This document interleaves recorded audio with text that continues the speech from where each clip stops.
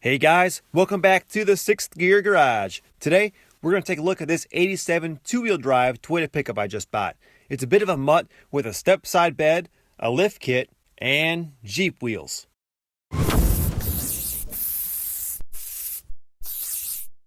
Let's start with the fiberglass step-side bed. It's an aftermarket bed, and I must have sold it on the low side at $750 because somebody bought it before I had a chance to make a full video of the truck. So I don't have much to show with the bed installed. So here's the truck as it sits now. It looks great from the front, but it gets worse. It looks like someone started to strip paint on the fenders and quit after 2 minutes. But look at that stance. It's got a Fabtech two-wheel drive lift kit installed. We'll get a close look at those custom rocker panels in a minute. And yes, those are 15-inch Jeep Cherokee wheels. It has the usual holes in the frame. It's got a homemade galvanized steel tube bumper. And although the frame is nowhere close to the dangerous condition of my 86 one-ton pickup we saw in the previous video, it is getting pretty ugly. Let's take a look inside here. We got manual windows and locks, just how I like them. And we got the typical cracked dash pad.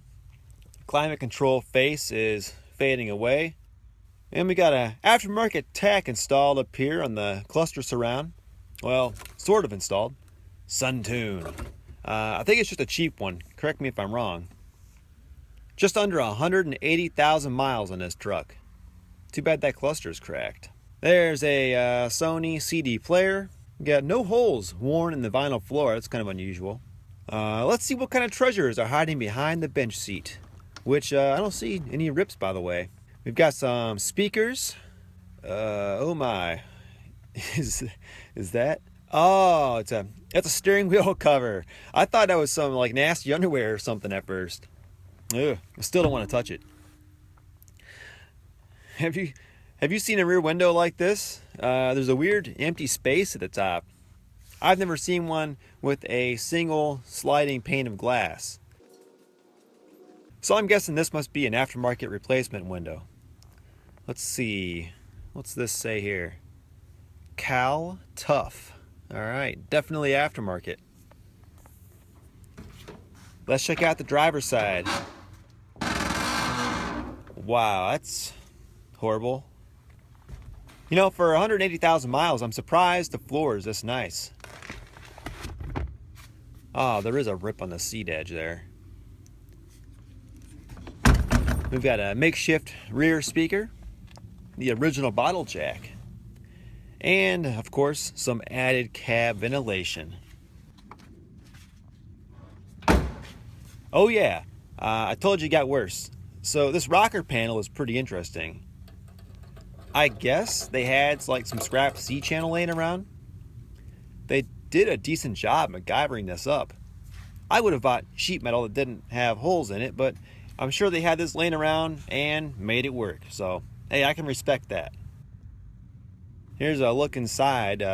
The inner rocker panel has completely rotted away too. I wonder how the floors look. Not bad at all. But, did you guys see these? I noticed the Fabtech lift kit already, but I just saw these aftermarket torsion bars. Sway away. They put some decent money into the suspension on this two-wheel drive truck.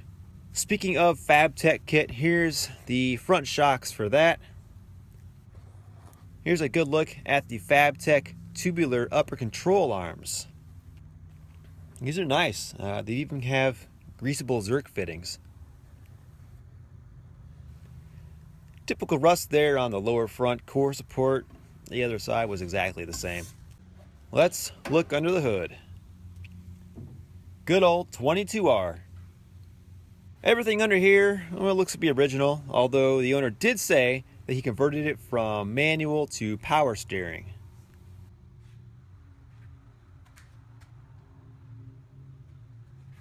It's got the usual valve cover leak, but here in Ohio, a little oil isn't a bad thing. It keeps things from corroding. What's this? These are never a good sign.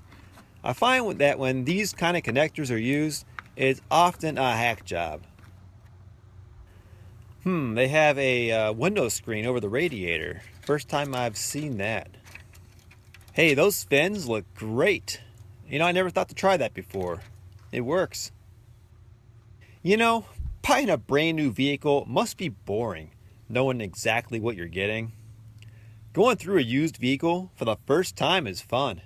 Sometimes dirty, but still fun. Look at all the custom mods and unique surprises I've seen on this truck so far. Looks like a chipmunk was living next to the battery.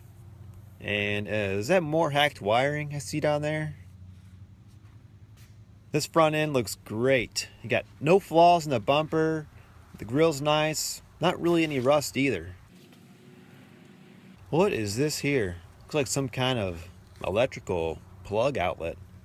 I don't know what you'd put on the front of a two-wheel drive truck. Not a snowplow.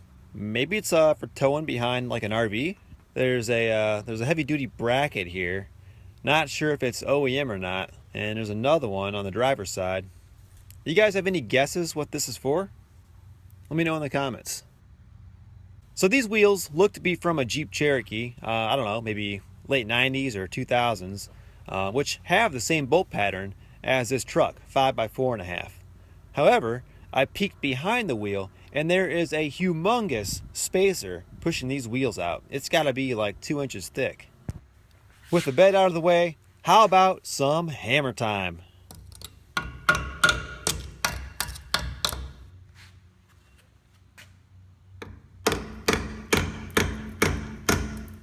That's more solid than it looks.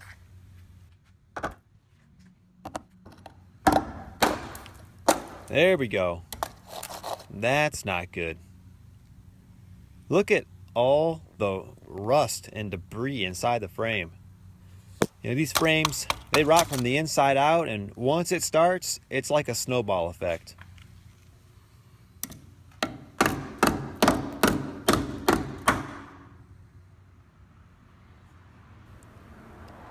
Oh, look, our chipmunk friend has been using the frame as his pantry. The bottom third of the inside is just full of rust chips. More nuts inside the driver's side here. This cross member is literally paper thin. That's bad.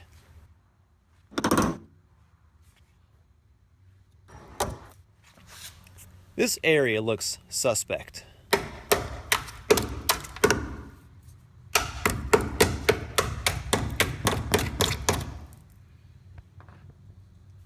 There you go.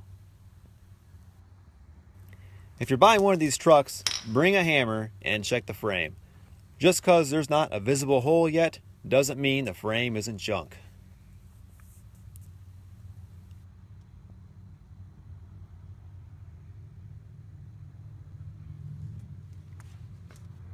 Look at this cross member under the cab. It's getting really bad as well.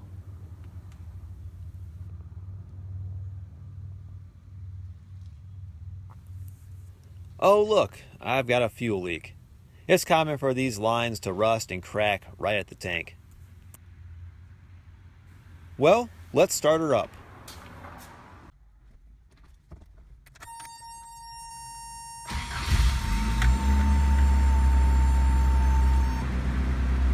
This 22R sounds way better than the one in my 85.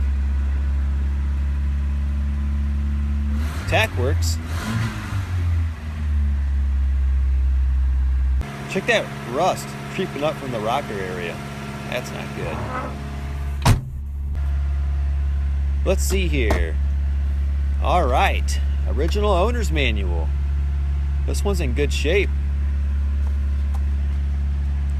Here's a full color brochure. Let's see, it looks like warranty information. All right, it's warmed up a bit. Time for a few revs.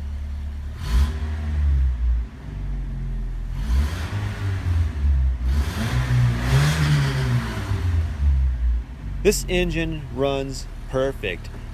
This 87 pickup is looking a little rough after 31 years. But here's a look back at how it was brand new in 1987. Looking out for number one. Looking out for number one.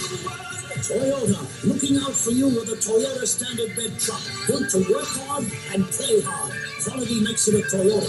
Price makes it a great buy. Looking out for number one. Looking out for you with long-lasting Toyota quality has made Toyota number one in compact truck sales. Who could ask for anything more? Toyota! So this is truck number 2 out of the 3 Toyota pickups I just purchased. I'm saving my favorite truck for last, and we'll take a look at that one next time.